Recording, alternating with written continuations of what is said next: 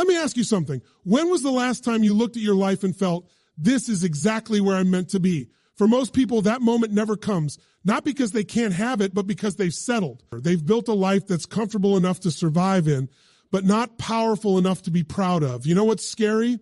You could be one decision away from an entirely different life and still choose not to take it. Why? Because change is uncomfortable, and yet staying the same is slowly killing your dreams. Look, I'm not here to sugarcoat anything. If you keep doing what you've always done, your next 5 years will look exactly like your last 5 years, only with more regret.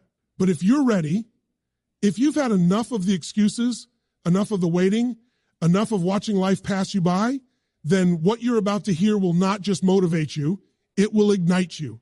Because this isn't about inspiration that fades in a day. It's about rewiring your thinking, breaking the chains that hold you back, and stepping into the life you know you were meant to live. So before we go any further, make a decision right now, not later, not tomorrow, that you are done living on autopilot, because from this moment forward, it's time to change your life. You've got to understand something. Your comfort zone is a liar. It convinces you it's protecting you, when in reality it's robbing you blind. It whispers in your ear, stay here, it's safe. Don't risk it. Don't embarrass yourself. Don't get hurt. And because it feels warm and familiar, you start believing it. But the truth is, your comfort zone is nothing more than a slow, silent killer of dreams. Every day you stay in it, you're choosing slow decay over growth, certainty over possibility, and survival over living. The human brain is designed to keep you safe, not to make you great. That's the catch.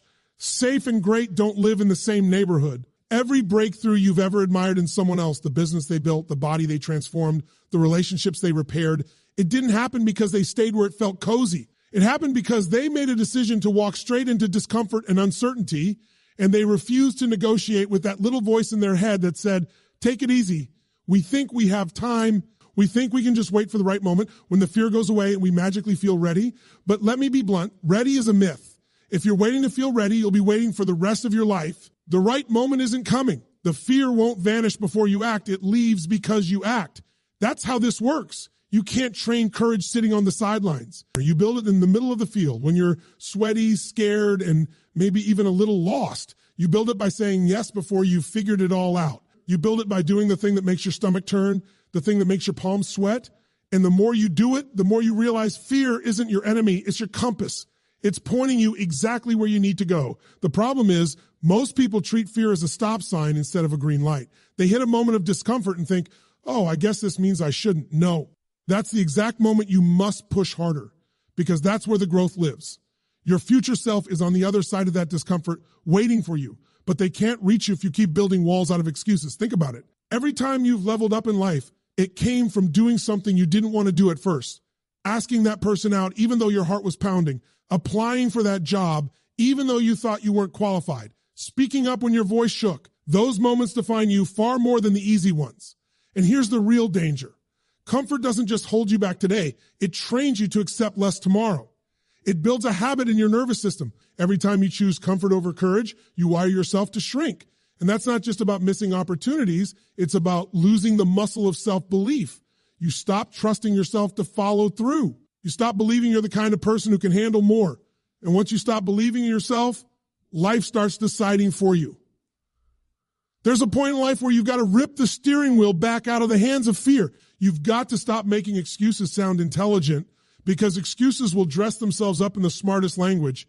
They'll tell you, I'm just waiting for the right resources, or I'm just being realistic, or I'll start when things calm down. But things never calm down. Life will always give you a reason to wait. The question is, are you going to let that reason run your life? When you stop negotiating with your comfort zone, you reclaim your personal power. And that's when things start shifting fast.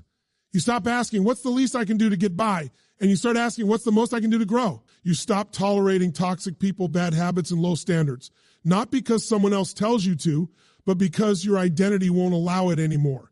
You raise the bar, and everything in your life either rises to meet it or falls away. But here's the catch. You can't half commit to this. You can't dip one toe into change and keep the rest of your body in safety. You've got to burn the boats. You've got to make a decision that you're not going back to who you were. Because the second you leave the door open, comfort will sneak back in, and it will pull you under faster than you can blink. So how do you actually do it? You start by choosing one thing, just one, that scares you, and you do it today. Not next week, not after the summer, not once you prepared more, today. You make that phone call, you sign up for that class, you book that meeting, you launch that idea, you take that first bold step without overthinking it. And once you've taken it, you take another and another. Because momentum is built in motion, not in planning. You'll be tempted to stop. You'll be tempted to retreat. But that's where you remind yourself, you've been safe before, and safe never got you what you truly wanted. Safety may feel good in the moment, but regret burns longer. Every time you feel that pull to run back to comfort, think about the life you're running toward instead, the bigger vision, the freedom, the pride you'll feel when you look back and realize you didn't let fear win. One day you'll tell the story of this moment, this exact season of your life, and you'll either say, that's when I decided to change everything, or you'll say, that's when I almost did. The choice is yours. And if you've been waiting for a sign, this is it. It's time to stop negotiating with your comfort zone and start negotiating with your destiny. Most people think change starts with setting bigger goals. They believe if they just dream a little higher, write it down, and maybe even make a vision board, everything will shift. But here's the problem. Goals are cheap if your standards stay low. Goals give you something to aim at, but standards define how you show up every single day. And your life will always follow the level of your standards, not just the size of your dreams. See, you can set a goal to get in shape. But if your standard is that you skip the gym whenever you feel tired, the goal means nothing. You can set a goal to build a business, but if your standard is to only work when you feel motivated, you'll quit before it gets hard. You can set a goal to improve your relationships, but if your standard is to avoid uncomfortable conversations, you'll never truly connect. The truth is, goals live in your head. Standards live in your identity. Goals are about what you want. Standards are about who you are. And the moment you raise your standards, your entire decision-making process changes. You stop tolerating things that used to be acceptable. You stop making room for mediocrity in your habits, your thinking, and your environment. Think about someone who runs marathons.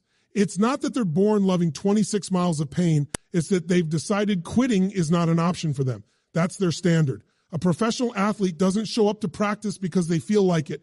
They show up because it's simply what they do. It's not negotiable. And that's the difference between those who achieve lasting success and those who just wish for it. One group makes their standards non-negotiable. The other keeps bargaining with themselves. The dangerous thing about low standards is that they become invisible. You get so used to them, you don't even realize they're there. You've been living at a certain level of health, energy, income, relationships, and mindset for so long, it feels normal. And normal is addictive. But here's the problem. Normal is just what you've gotten used to. It's not what you're capable of.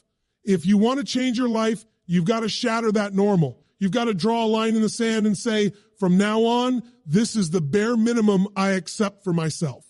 And it's not about being harsh with yourself. It's about respecting yourself enough to stop settling. Because when you settle, you send a message to your mind and your soul, this is all I deserve. And once that belief takes root, you stop even reaching for more. The moment you raise your standards, life starts testing you. It's almost like the universe says, let's see if you mean it. You'll be tempted to slip back into old patterns, and it will feel so easy to say, just this once. But just this once is how you lose everything you've worked for. When you set a new standard, you have to defend it fiercely, especially in the beginning, until it becomes who you are. This is why some people achieve incredible success in one area of life, but stay stuck in another. They've raised their standards in their career, but not in their health. Or they've raised them in their finances, but not in their relationships. Change happens when you raise the floor in every area that matters to you. Because your life is only as strong as its weakest link. I remember meeting people who had gone from nothing to building empires. And when I asked them what changed, they didn't talk about motivation or even skill. They talked about the moment they got sick of their own excuses. They told me there was a day they looked in the mirror and said, I'm done living this way. I'm better than this. I'm not going back. That moment, that decision was when they raised their standards. And you know what? You don't need to know exactly how you're going to get there when you raise them. You just need to refuse to go back to the old level. Once you do that, your brain starts searching for solutions, your energy shifts, and opportunities begin to show up because you're finally operating at a frequency that attracts them. Here's the thing. When you truly raise your standards, it feels uncomfortable. You'll have to let go of certain people who want you to stay the same. You'll have to break habits that give you short-term comfort but long-term pain. You'll have to face truths about yourself that you've been avoiding. But that discomfort is the price of freedom. You can't expect to live an extraordinary life while playing by the rules of an average one. So the question isn't, what do I want? The question is, what will I no longer tolerate? What will you no longer accept in your health, in your relationships, in your finances, in your habits, in your mindset? That's where change begins. And when you raise your standards, you have to raise your actions to match them. You can't declare a new standard and keep behaving like the old you. If your standard is excellence, you can't keep giving 50%. If your standard is self-respect, you can't keep saying yes to things that drain you. If your standard is growth, you can't keep avoiding challenges because they're uncomfortable. It's time to get honest. Look at your life right now and ask yourself, are your standards aligned with the life you say you want? Or are you expecting a championship outcome while practicing like it's a hobby? Are you asking for $1 million life while living with minimum effort habits? If you don't like the answer, that's good. That means you've woken up. That means you're ready to draw that line in the sand today, not someday, not after things settle down, today, because the moment you raise your standards, you raise your life. And nothing is more powerful than that decision. Most people think they're stuck because of a lack of resources, money, time, education, connections. But if you really look closely, that's rarely the real problem. What keeps people trapped is patterns, repeated thoughts, repeated emotions, repeated actions, the same conversations you have in your head every day, the same feelings you keep feeding every time something goes wrong, the same behaviors you default to when you're stressed, tired, or scared. And here's the thing, until you break those patterns, nothing in your life changes for good. Patterns are sneaky because they feel natural. They don't show up with a warning label saying, hey, I'm here to ruin your potential. They feel comfortable, familiar, and automatic. You wake up in the morning and the same routine kicks in. You respond to challenges the same way you always have. You talk to yourself with the same language you've been using for years. And then you wonder why your life feels like it's on repeat. You can change jobs, change cities, change relationships, but if you don't change your patterns, you'll end up right back where you started. Different scenery, same reality. That's why so many people think they're making progress when they're really just rearranging the furniture in the same old room. The walls haven't moved. The ceiling hasn't lifted. The air still smells the same. Because the real prison isn't outside. It's inside. Breaking patterns starts with awareness. You can't interrupt what you don't notice. The moment you catch yourself doing something automatically, you have the power to choose differently. That's when you have a chance to say, wait a second. Do I really want to keep reacting like this? Do I really want to keep telling myself this story? Do I really want to keep repeating the same action that's been giving me the same result? And here's where it gets uncomfortable. Patterns aren't just habits you act out physically, they're emotional addictions. If you've been living with frustration for years, you get used to it. It becomes part of your identity. You start seeking situations without realizing it that feed that frustration because it's familiar. The same happens with stress, with sadness, even with anger. The brain learns the chemistry of those emotions and begins craving them like a drug. That's why people sabotage themselves, because deep down, they're addicted to the emotional state that matches their old story. To change your life, you have to starve those old emotions and feed new ones. You have to break the mental loop before it spirals you back into who you used to be. And the fastest way to do that is to change your state in the moment. If your body, your breathing, your focus, and your words shift, the old pattern can't keep running. That's why sometimes one deep breath, one new question, or one bold action can stop a negative cycle before it gains momentum. But here's the challenge. Your old patterns will fight back. The moment you try to step out of them, your mind will come up with 100 reasons to go back. It's too hard. You've tried before and failed. This is just who you are. That's not the truth. That's the pattern speaking. And you can't negotiate with it. You have to interrupt it over and over until the old groove in your brain fades and a new one is carved. And yes, it's exhausting in the beginning. Imagine you've been walking through the same path in the forest for 20 years. The trail is clear, worn down, easy to follow. Then one day you decide to make a new trail. At first it's hard. Branches are in your way. The ground is uneven. You have to force every step. But every time you walk it, it gets a little clearer. And every time you stop walking the old path, it starts to grow over. One day, the new path becomes the easy one. That's what breaking patterns feels like. The key is repetition. One breakthrough moment can wake you up, but it's daily repetition that keeps you awake. You can't just break a pattern once and think it's gone forever. You have to replace it with a new pattern and live it until it becomes your new normal. And that new normal has to be aligned with the life you actually want, not the life you've been tolerating. The good news is, once you break a few major patterns, you start to realize how much control you really have. You stop feeling like life is happening to you and start seeing how much of it you've been unconsciously creating. That's when your confidence skyrockets, because you know that no matter what comes your way, you can catch yourself before you fall into old cycles. You're no longer a slave to your triggers, your past, or your old identity. Sometimes breaking a pattern is as simple as asking yourself a new question in the heat of the moment. If you're about to react in anger, you stop and ask, what outcome do I actually want here? If you're about to skip a commitment to yourself, you ask, am I making this choice for my old self or my future self? That pause is powerful. Of that split second, you take the steering wheel back from your autopilot. And let's be honest, some patterns have been passed down to you. Maybe it's the way your family handled money, the way they dealt with conflict, the way they approached risk. If you don't consciously examine them, you'll keep repeating them, even if they don't serve you. Breaking those generational patterns isn't just about your life. It's about rewriting the script for everyone who comes after you. The moment you decide to break a pattern, you declare war on the part of you that wants to stay the same. And the only way to win is with consistent, deliberate action. You don't just try, you commit. You don't just hope, you replace. Or you don't just wish, you work. And every time you choose the new pattern over the old one, you prove to yourself that you're no longer the same person. That's how transformation sticks. It's not a sudden leap. It's a series of micro decisions that over time turn you into someone unrecognizable to your past self, someone who no longer runs the same loops, no longer lives the same story, no longer makes the same choices that kept them stuck. Because the truth is, you were never really trapped. You were just on repeat. And now it's time to hit stop. Pain is the one thing everybody tries to avoid, and yet it's the one thing that can shape you into someone unstoppable.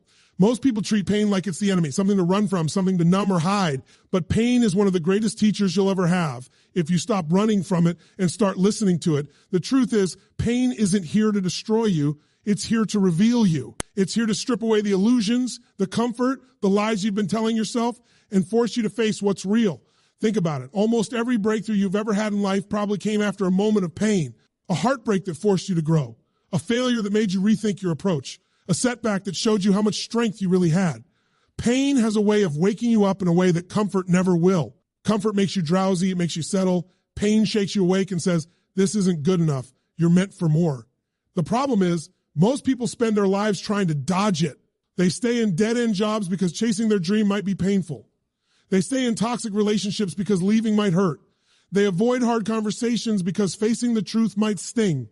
And in the process, they end up living a life of quiet misery, a slow, dull ache that lasts a lifetime, instead of enduring the sharp pain of change that could set them free. When you understand that pain is not permanent, it becomes a tool instead of a threat. Pain is temporary. It has a beginning and an end. But regret has no expiration date. Regret sits with you in the quiet moments, reminding you of the chances you didn't take, the words you didn't say, the actions you didn't commit to. I would rather deal with the pain of discipline, the pain of growth, the pain of facing something head on, than the slow, suffocating pain of wondering what could have been. And here's the truth. Pain will find you no matter what. You can choose the pain that leads to growth or the pain that comes from avoiding growth. If you push through the workout, it's painful, but it builds strength. If you skip it, you avoid that pain today, but eventually feel the pain of a weak body and low energy. If you face the truth about your finances, it might sting, but it gives you the power to change. If you avoid it, you'll feel the long-term pain of debt and stress. Pain is part of life. You don't get to choose whether it shows up. You only get to choose which kind you live with. Some of the most powerful people you'll ever meet didn't become that way because life was easy for them. They became that way because life knocked them down, broke them open, and instead of staying broken, they rebuilt themselves stronger. Pain was their forge. Every hit, every loss, every setback shaped them into something sharper, something tougher, something wiser. But here's the thing. Pain only becomes power if you decide to use it. Pain by itself doesn't guarantee growth. Some people go through pain and get bitter. Others go through pain and get better. The difference is the meaning they give it. You can see pain as a punishment, or you can see it as preparation. You can see it as a reason to quit, or you can see it as a reason to fight harder. The meaning you attach to your pain will determine whether it becomes a weight that drowns you or a fuel that drives you. I've seen people who went through heartbreak and swore they'd never love again, so they closed themselves off for years, living safe but empty. And I've seen others who went through heartbreak and decided to use that pain to raise their standards, to heal, to become the kind of person who attracts a better love. The pain was the same. The choice was different. One of the most liberating things you can do is stop asking, why me? And start asking, what is this trying to teach me? How can I use this? Because when you do that, you take back your power. You're no longer a victim of your circumstances. You become the author of your story. Pain stops being something that happens to you and starts being something that happens for you. That doesn't mean it's easy. It doesn't mean you won't cry, won't get angry, won't have nights where it feels like too much. It just means that even in those moments, you hold on to the belief that this pain is not the end of your story, that there's a version of you on the other side of this that's stronger, braver, and more capable than you can even imagine right now. The truth is, you can't build resilience in theory. You can't learn courage from a textbook. You earn it in the fire. You earn it when life knocks you flat and you're lying there with no strength left and you find a way to get up anyway. That's when you discover what you're made of. That's when you realize you've been underestimating yourself all along. Pain has a way of burning away the excess. It shows you what actually matters and what doesn't. It forces you to drop the petty arguments, the meaningless distractions, the false masks you wear to impress people who don't even care. It strips you down to your core, and from that place, you can build something real, something solid, or something unshakable. And here's the paradox. When you stop fearing pain, you become more free. Fear of pain keeps you from taking risks, from speaking your truth, from chasing the life you want. But once you realize you can survive it, and not just survive it, but grow from it, you stop holding back. You stop living half alive. You stop letting the fear of getting hurt keep you from experiencing the fullness of life. The people who live the richest, most fulfilled lives are not the ones who avoided pain. They're the ones who faced it, felt it, and turned it into something meaningful. And if you're willing to do the same, there's no limit to what you can build. So the next time pain shows up, don't run. Don't numb it. Don't pretend it's not there. Stand in it. Feel it. Learn from it. Use it. Because in the right hands, pain isn't a prison. It's a key. Momentum is everything. People spend their whole lives waiting for clarity, waiting for the right plan, waiting for the perfect moment to begin. But the truth is, clarity doesn't show up before you start. It shows up because you start. You're not going to think your way into a breakthrough. You're going to act your way into one.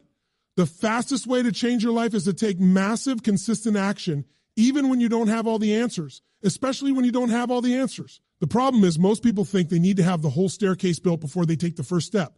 They think, I'll start when I've researched enough, when I feel confident, when I'm completely ready, but that day never comes. Readiness is an illusion. Confidence is not the requirement for action, it's the reward for action. You have to be willing to move before you're comfortable, to take steps in the dark, to trust that as you go, the next step will reveal itself. Think about it. When a rocket launches, it uses almost all of its fuel just to break free of the pull of gravity. That's the hardest part, getting off the ground. Once it's in motion, it takes far less energy to keep going. Life works the same way. In the beginning, action feels heavy. It takes everything you've got just to get yourself moving. But once you build momentum, things that used to feel impossible start to feel natural. That's why starting is the most critical part. It's the spark that ignites everything else. The problem with hesitation is that it kills momentum before it even starts. You have an idea, you feel inspired, and then you overthink it. You talk yourself out of it. You wait. And the longer you wait, the heavier the idea becomes until it turns into one more, maybe someday that gets buried with the rest of your unrealized potential. Action is the antidote to that. The moment you feel the pull to do something that matters, act before your mind has time to kill it. Some people are stuck not because they lack ambition, but because they've developed a habit of stopping. They take one step forward, then doubt creeps in and they freeze. They make a little progress, then hit a roadblock and quit. The truth is, obstacles aren't assigned to stop. They're assigned to push harder. Every challenge you face while in motion is part of the process of building resilience, skill, and grit. You're not supposed to avoid them. You're supposed to get stronger because of them. The beauty of massive action is that it creates opportunities you can't predict. You can sit on the sidelines for years trying to figure out the perfect move, but one imperfect move made today will teach you more than 1,000 hours of planning. Every action you take is a vote for your future self. And when you stack enough votes in the right direction, you become unstoppable. But massive action doesn't mean running around doing everything. It means focused, intentional effort in the direction that matters most. It's not about being busy. It's about being effective. Some people mistake motion for progress, but real momentum comes from actions that actually move the needle. That's why you have to know what matters to you. Pick a lane and give it everything you've got until you hit a breakthrough. And yes, you'll feel resistance. You'll feel tired. You'll have days where you don't want to do anything. That's normal. The difference between people who change their lives and those who don't isn't that one group feels motivated all the time. It's that one group keeps moving even when they don't feel like it. Action first, feelings later. Motivation is not the spark. It's the fire that builds from the heat of consistent action. If you've ever been to the gym after a long break, you know the first workout is the hardest. Your body feels stiff, your lungs burn, your mind tries to talk you out of it. But by the third or fourth session, you start to find a rhythm. You start to crave it. You start to feel different. That's momentum. It's not built in one heroic effort. It's built in the daily decision to keep showing up, even when it's inconvenient. One of the biggest mistakes people make is waiting for their circumstances to line up before they act. I'll start when I have more time. I'll take the leap when I have more money. I'll chase my dream when things settle down. But life never fully settles down. There will always be bills, responsibilities, distractions, The people who change their lives are the ones who stop waiting for the storm to pass and learn how to move in the rain. And here's the truth. When you take massive action, even if you fail, you're still further ahead than the person who never started. Failure while in motion is feedback. It tells you what doesn't work so you can adjust and try again. You can't course correct if you never leave the starting point. Massive action forces you to face reality, to test your limits, and to grow into the kind of person who can handle more. There's something about momentum that changes how you see yourself. Every time you follow through, you build trust with yourself. You stop being someone who makes promises they don't keep. You start becoming someone whose word means something, especially to yourself. And when you trust yourself, you stop needing the perfect conditions to act. You just move because that's who you are now. If you've been stuck, it's not because you're incapable, it's because you've let hesitation steal your momentum. The way out isn't to wait for a miracle, it's to create one through action. Do the thing. Make the call, send the email, launch the idea, step forward even if it's messy, especially if it's messy. Because the truth is, messy action beats perfect inaction every single time. The moment you start moving, the game changes. You stop being a passive observer of your own life and start being an active creator. And when you create enough movement in the right direction, something incredible happens. You become unstoppable. Not because everything is easy, but because nothing can make you stop. So if you're looking for the secret to change, stop looking and start moving. Momentum is built, not found. And once you have it, it will carry you further than you ever thought possible.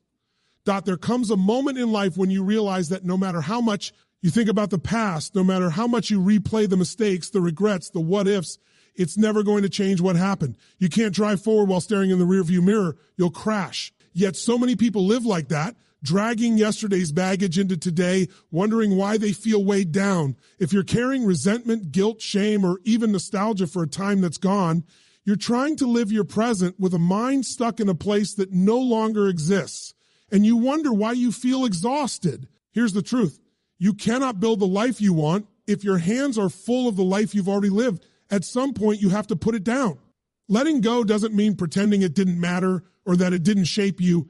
It means accepting that it's over and deciding to move forward anyway. You're not erasing the chapter. You're just refusing to reread it every single day. You honor it, you learn from it, but you stop letting it define you. The problem is our minds love to cling to the familiar, even if the familiar is painful. It's why people stay in jobs they hate, in relationships that drain them, in habits that destroy them, because the known feels safer than the unknown. But safety is an illusion when it costs you your growth. Comfort zones are beautiful, but nothing grows there. And if you refuse to let go of what's behind you, you can't step into what's ahead of you. Letting go takes courage because it forces you to face the emptiness before the new arrives. That gap between what you've released and what's coming next can feel terrifying. But that's where transformation happens. Think about it. When you clean out a closet, there's a moment when it looks worse than when you started. Everything's on the floor, nothing's in order, it's chaotic. But that's part of the process. You can't make space for the new without clearing out the old. And letting go isn't just about bad things. Sometimes it's about letting go of good things that have served their purpose. That friendship that was perfect for the person you used to be, but no longer aligns with the person you're becoming. That dream you once chased with everything in you, but no longer feels like your calling. That version of yourself you once loved, but now realize was just one stage of your evolution. Growth often requires releasing things that still feel comfortable, but no longer move you forward. The hardest part is that letting go is rarely a one-time decision. It's a choice you make over and over until it sticks. You might feel free one day and then trigger the next. That's okay. It's not about perfection. It's about persistence. Every time you choose to focus on where you're going instead of where you've been, you reclaim a little more of your energy, your clarity, and your power. The people who create real change in their lives aren't the ones who cling to the past. They're the ones who use it as fuel. They take the lesson, burn the rest, and move forward lighter. They know that you can't start the next chapter if you keep rereading the last one. And more importantly, they know that holding on to old pain is like holding on to a burning coal. It only hurts you. I've seen people transform completely the moment they decided to drop the baggage. They didn't suddenly get a new job, a new relationship, or a big win. They just made the choice to stop identifying with their old story. They stopped introducing themselves by their scars. They stopped defining themselves by the worst thing that ever happened to them. They stopped telling the same old story that kept them small, and they started living like their future mattered more than their past. That's the shift you have to make. Stop living like your history is your destiny. What happened to you, what you did, what you lost, none of it determines what's possible now. The only thing that matters is the decision you make in this moment. You are not your mistakes. You are not your trauma. You are not your failures. You are not even your past successes. You are the person who chooses what happens next. And here's the thing, life will test your decision. You'll have moments where the past tries to pull you back. Someone will bring up an old memory. A familiar place will stir emotions. An old pattern will try to sneak back in. That's the moment you have to remind yourself, I've already let that go. That's not me anymore. That chapter is closed, and you keep walking. The more you practice letting go, the lighter you become. You start to realize that half of what was weighing you down wasn't even real. It was stories you told yourself, judgments you believed, limits you accepted without questioning. When you drop all that, you don't just feel lighter, you feel faster. You make decisions quicker. You see opportunities you couldn't see before because you were too busy looking backwards. And that's when life starts to open up. Doors you didn't even know existed start appearing. People show up who align with where you're going, not where you've been. Energy returns, creativity returns, hope returns, but none of it can find you while you're standing in the shadow of yesterday. So the real question is, what are you still holding on to that you know deep down you need to release? Whose approval are you still chasing? What apology are you still waiting for? What story are you still replaying in your head? Be honest about it. Because the second you let it go, not next week, not next month, but now, you open the door to a life you couldn't reach while carrying that weight. Letting go isn't losing. It's making space for something better. And the moment you finally release the grip on the past, you free both hands to build the future you deserve.